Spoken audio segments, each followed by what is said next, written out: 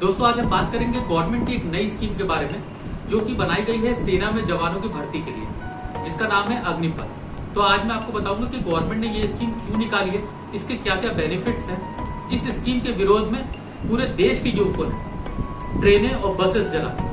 दोस्तों अगर किसी को भी आर्मी ज्वाइन करनी होती है, इसके दो तरीके होते हैं। पहला है परमानेंट कमीशन और दूसरा है एसएससी, जिसको कहते हैं short service commission. Permanent commission में भी रिक्वायरमेंट के हिसाब से अलग अलग विंग्स होते हैं। किसी में आपको 40 साल तक अपनी सर्विस देनी होती है, किसी में आपको 50 साल तक सर्विस देनी होती है। और जब आप 40 साल या 50 साल में रिटायर होते हैं तो आपको उसके बाद लाइफ टाइम बेनिफिट्स मिलते हैं, जैसे कि पेंशन हुई, मेडिकल हुआ, ग्रेजुटी हुई, ये सारी चीजें आपको लाइफ टाइम तक मिलती है। दूसरा है शॉर्ट सर्विस कमीशन, जिसको हम एसएससी कहते हैं। इसमें आप 10 साल तक अपनी सर्विसेज देते हैं और 10 साल के बाद आपका रिटायरमेंट हो जाता है। किसी खास वजह से या स्पेशल कंडीशन में ये नौकरी आपकी 14 साल तक खिंच सकती है। उसके बाद आप रिटायर हो जाते हैं, जिसमें आपको किसी भी तरीके का अदर बेनिफिट्स नहीं मिलता, यानी पेंशन या ग्रेजुटी, इस तरह की कोई भी चीज आपको नहीं मिलती है। ये बात आपको समझनी होगी कि आर्मी में दो तरीके की रैंक होती है, पहली ऑफिसर कैडर और दूसरी सैनिक या जवानों की भर्ती। अभी जो नई स्कीम आई है इसको आप इस तरीके से समझिए कि अब आर्मी में भर्ती होने के लिए 3 तरीके हैं। पहला है परमानेंट कमीशन, दूसरा है शॉर्ट सर्विस कमीशन और तीसरा है अग्निपथ। जैसा कि मैंने आपको पहले ही बताया कि ऑफिसर कैडर के लिए जैसे पहले भर्ती हो रही थी उसी पैरामीटर पे भर्ती होती रहेगी, उसमें कोई भी इम्पैक्ट या इफेक्ट नहीं पड़ेगा। अब रही बात जवानों की यानी सैनिकों की भर्ती की, तो उसके लिए नई स्कीम आ गई है अग्निपथ, जिसके थ्रू सैनिकों और जवानों की भर्ती होगी। और ऑफिसर रैंक की भर्ती के लिए इस अग्निपथ स्कीम का कुछ भी लेना देना नहीं। लोगों का आज भी ये कंफ्यूजन है कि आर्मी में जिस तरीके से भर्ती हो रही है वो होती रहेगी, और ये अग्निपथ एक नई विंग बनाई गई है। अपने इंडियन एक्सप्रेस का एक आर्टिकल आया है जिसमें साफ साफ लिखा है कि अगर आपको सैनिक या जवान की भर्ती के लिए जाना है तो इसी अग्निपथ स्कीम के थ्रू ही जाना होगा। आइए अग्निपथ स्कीम को एक बार समझ लेते हैं। जिसकी भी उम्र 17.5 साल से लेकर के 21 साल के बीच है और वो 10th या 12th कर चुका है, वो इसमें अप्लाई कर सकता है। इसमें भर्ती की जो प्रक्रिया है वैसी ही रहेगी जैसे अभी तक चलती आई है, यानी पहले फिजिकल टेस्ट, फिर मेडिकल टेस्ट एक्सेट्रा।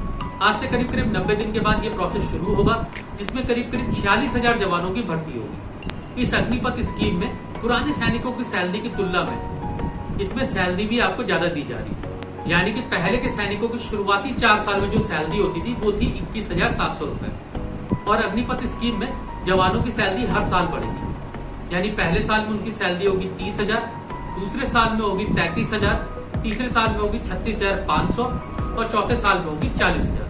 हालांकि ये इनको इनहैंड सैलरी नहीं मिलेगी, इसमें 30% का डिडक्शन भी है। इस सैलरी में से 30% का डिडक्शन होकर के अग्निवीर फंड में जमा होगा और उतना ही पैसा गवर्नमेंट जमा करेगी। और 4 साल के बाद जब आप रिटायर होंगे तो आपको वन टाइम फंड मिलेगा 11,71,000 रुपीज, और जिसके अगेंस्ट में गवर्नमेंट ने आपको 18 लाख तक का लोन देने का वादा किया है, और ड्यूरिंग द सर्विस आपको 48 लाख का मेडिकल भी मिलेगा।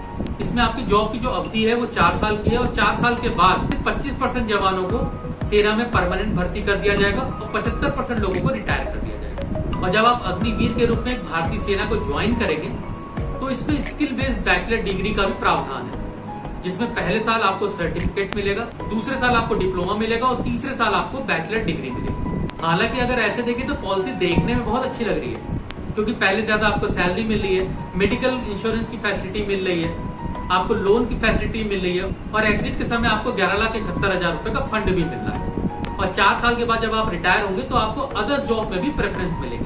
गवर्नमेंट ने बोला है जैसे कि पुलिस है, सीआरपीएफ है, आसाम राइफल है, इसमें आपको 10% का रिजर्वेशन भी मिलेगा।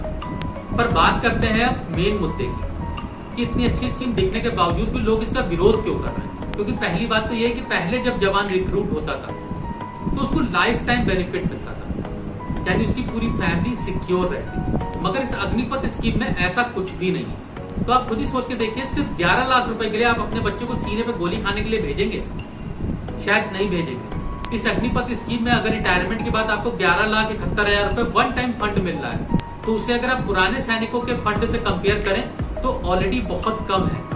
और सबसे बड़ी समस्या है कि 4 साल के बाद जब रिटायर होंगे तो वो कहाँ जाएंगे, उन्हें अपने भविष्य की चिंता है। तो कुल मिलाकर के प्रॉब्लम्स देखी जाए तो प्रॉब्लम्स बस इतनी सी है, 4 साल की सर्विस के बाद जब वो रिटायर होगा तो वो आगे कहाँ जाएगा। इसलिए पूरे देश में युवक इस स्कीम के अगेंस्ट में विरोध प्रदर्शन कर रहे हैं। हालांकि मेरी राय में सरकार की ये एक अच्छी रणनीति है बेरोजगारी के विरुद्ध, मगर इस अग्निपथ स्कीम में अभी बहुत सारे चेंजेस की जरूरत है। सरकार को एक बार और सोचना चाहिए कि 4 साल के बाद जब उनका रिटायरमेंट हो तो वो किसी भी डिपार्टमेंट में उनका ट्रांसफर कर दें। और लोगों से मेरी ये अपील है कि इस तरीके से ट्रेनों को जला करके, बस को जला करके अपना विरोध प्रदर्शन ना करें, क्योंकि सरकार तक बात पहुंचाने के बहुत सारे साधन हैं। तो दोस्तों, कैसा लगा आपको ये वीडियो? अगर पसंद आया हो तो आप अपने चैनल किड्स पावर इंडिया को तुरंत सब्सक्राइब कर लें, क्योंकि इसी तरीके का कंटेंट हम आपके लिए लेकर के आते रहते हैं। मेरी आपसे अपील है कि ज्यादा से ज्यादा इस वीडियो को लाइक करें और इसे शेयर करें ताकि लोगों तक सही इंफॉर्मेशन पहुंच सके। तब तक के लिए आप स्वस्थ रहें, सुरक्षित रहें, खुश रहें।